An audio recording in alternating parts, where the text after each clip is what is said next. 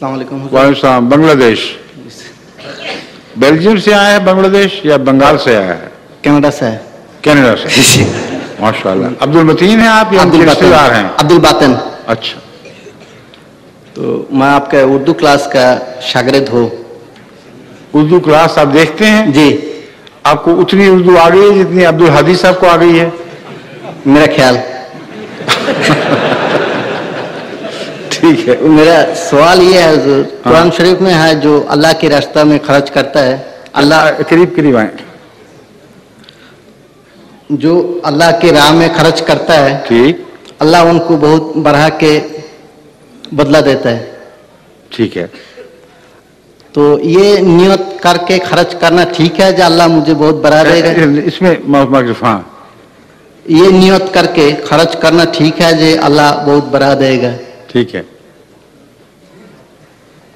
ٹھیک تو ہے مگر تھوڑا حاصل کریں گے. جی. یہ نیت نہ کریں تو اللہ وہ تو دے گا ہی، اس کے علاوہ رضا بھی دے گا، محبت بھی عطا کرے گا، اور جو بدلہ ہے اس کو بھی بڑھا دے گا. اس لیے زیادہ کی نیت کیوں نہیں کرتے؟ اونچی نیت یہ ہے کہ اللہ کی خاطر کریں. جی. اللہ کی رضا تو حاصل ہو جائے گی اور ساتھ یہ چیزیں خود بخود مل جائیں گی. اگر چیزوں کی خاطر کریں گے تو پھر رضا حاصل نہیں ہوگی، پھر صرف چیزیں ہی حاصل ہوں گی. اور ایک میرا یہ ہے، یہ تو ہم لوگ سمجھتا ہے جو خدا تعالیٰ بڑھا دیتے، اس میں کوئی شوق نہیں ہے. کیا کسی کو آپ نہ دیکھیں، مائکرو فون بولے. ہاں بتائیں. جو قرآن شریف کو نہیں مانتے اس کو کیسے اس کو سمجھانا کیسے ہے جو خدا کے راہ میں خرچ کرنے سے خدا بڑھا دیتا ہے؟ ایک دنیاوی آدمی کو کیسے یہ سمجھانا؟ قرآن کریم کی جو آیات آپ کے پیش نظر ہیں جی، ان میں ایک مضمون ایسا درج ہے جو آپ نے نوٹ نہیں کیا. قرآن کریم میں اللہ تعالیٰ فرماتا ہے کہ جو میری خاطر خدمت کرتا ہے، قربانی دیتا ہے، میں اس کا بڑھاتا ہوں. اور اگر کوئی بڑھانے کی خاطر کرے گا تو اس کو اتنا ہی ملے گا جتنا وہ بڑھانے کی خاطر اس نے چاہا تھا، اس سے زیادہ اس کا کچھ حصہ نہیں ہوگا. یعنی دنیا اس کی رہے گی، آخرت اس کو نہیں ملے گی. تو ان آیات کو دوبارہ غور سے پڑھیں. اکثر آیات میں ایسا لفظ موجود ہوتا ہے جو قطعی طور پر ثابت کرتا ہے کہ خرچ جو بھی کرنا ہے وہ اللہ کی رضا کی خاطر کرنا ہے، بڑھانے کی خاطر نہیں. جیسا کہ ایک آیت میں فرمایا وَلَا تَمْنُنْ تَسْتَكْثِرْ، اس وجہ سے تم احسان کا سلوک نہ کرو کہ تم بڑھانے کی خاطر کر رہے ہو. لَن تَنَالُوا الْبِرَّ حَتَّى تُنْفِقُوا مِمَّا تُحِبُّونَ، تم ہرگز نیکی کو نہیں پا سکتے جب تک وہ خرچ نہ کرو جس کی محبت تمہیں اس چیز کو عزیز بنائے ہوئے ہو. اگر کوئی چیز آپ کو بہت پیاری لگتی ہے، اس کو خدا کے لیے خرچ کریں گے تو کبھی بھی بڑھانے کی خاطر نہیں کریں گے. خدا کی رضا اس چیز سے زیادہ پیاری ہوگی تو خرچ کریں گے. تو اس طرح کے مضامین قرآن کریم میں پھیلے پڑے ہیں جن میں کوئی نہ کوئی کنجی ایسی موجود ہے جس میں انفاق فی سبیل اللہ کا تعلق رضائے بالی تعالیٰ سے رکھا گیا ہے، نہ کہ مال کے بڑھانے سے.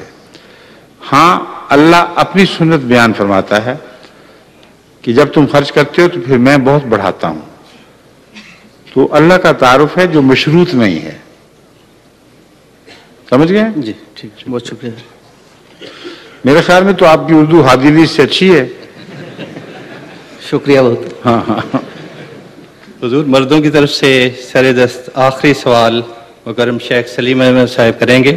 آپ کا تعلق فیصل آباد پاکستان سے. جی جی. السلام علیکم ورحمۃ اللہ. حضور وعلیکم السلام.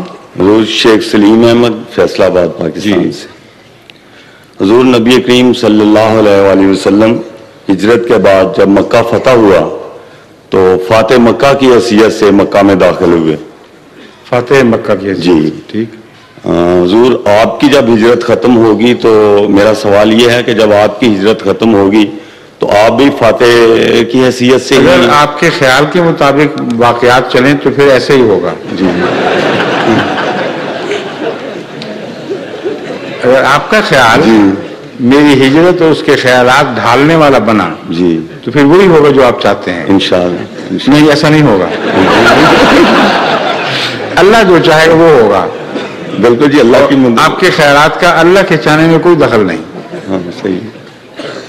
آپ سوچیں بنائی پھریں جو مرضی، جی آپ کی سوچیں اور ہیں، اللہ کی تقدیر اور طرح چلتی ہے، اور وہ اس بات سے آزاد ہے کہ کس موقع پر کس طرح کا مضمون ظاہر فرمائے.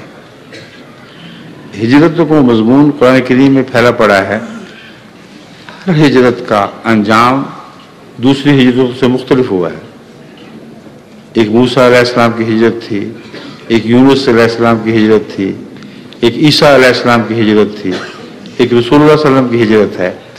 ہجرت اپنی ذات میں سب میں مشترک ہے. اللہ کی خاطر ہوئی یا لوگوں نے مجبور کر دیا، مگر ہر ایک کا انجام الگ الگ ہوا ہے. بعض ہجرتوں سے واپسی نہیں ہوئی. حضرت مسیح کی ہجرت سے کہاں واپسی ہوئی؟ جی. حضرت یونس کی کہاں واپسی ہوئی تھی؟ حضرت موسیٰ کی کب ملک مصر میں واپسی ہوئی تھی؟ تو اول تو واپسی کا جو آپ نے تعلق ہجرت سے باندھ رکھا ہے یہ درست نہیں ہے.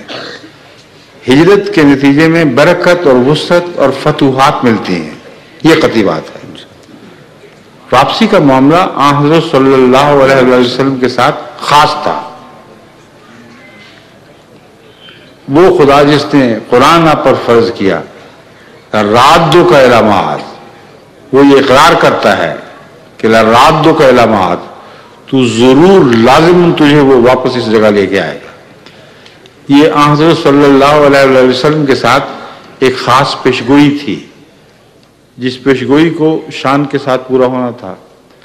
اس لیے ہجرت کے متعلق یہ جو تصور باندھ رکھا ہے آپ نے کہ ہر ہجرت کرنے والا واپس اپنے وطن ضرور پہنچتا ہے، یہ درست نہیں. حضرت مسلم موعود نے قادیان سے ہجرت کی تھی. جی. کہاں دفن ہے؟ ربان دارالہجرت میں. جی. تو اس لیے یہ جو مضمون آپ نے خود بخود بنا لیے ہے، یہ اللہ پر ٹھونسا نہیں جا سکتا. دعا کریں کہ اللہ تعالیٰ اس ہجرت کو وہ ہجرت بنائے جو وطن کی واپسی والی یعنی زندگی میں واپسی کی توفیق پاتی ہے. اس سے زیادہ آپ کچھ نہیں کر سکتے. آمین. السلام علیکم. شکریہ جی. وعلیکم السلام. جو انڈونیشیا سے ہیں ان کا ایک سوال ہے اگر حضور کی اجازت. وہ کہتی ہیں کہ ایک مسلمان لڑکی نے ایک عیسائی لڑکے سے چرچ میں شادی کی اور کچھ عرصے بعد ان کی پھر علیحدگی ہو گئی. اس کے بعد اس لڑکی نے دوبارہ بیعت کی اور لڑکا بھی مسلمان ہو گیا اور وہ قاضی کے پاس گئے کہ ہمارا دوبارہ نکاح کرا دیں. تو انہوں نے کہا کہ تمہارا نکاح قائم ہے، ختم نہیں ہوا. تو اس سلسلے میں اسلامی پوزیشن کیا ہے؟ اسلامی پوزیشن یہ ہے کہ ایک مسلمان لڑکی کو قرآن کریم غیر مسلم سے نکاح کی اجازت نہیں دیتا. اس لیے وہ لڑکا تو مسلمان ہوا کہ نہیں، یہ لڑکی غیر مسلم ہو گئی جس نے قرآن کی تعلیم کے خلاف ایک غیر مسلم سے شادی کی ہے. اور غیر مسلموں کی شادیاں قانونی طور پر تسلیم کی جاتی ہیں.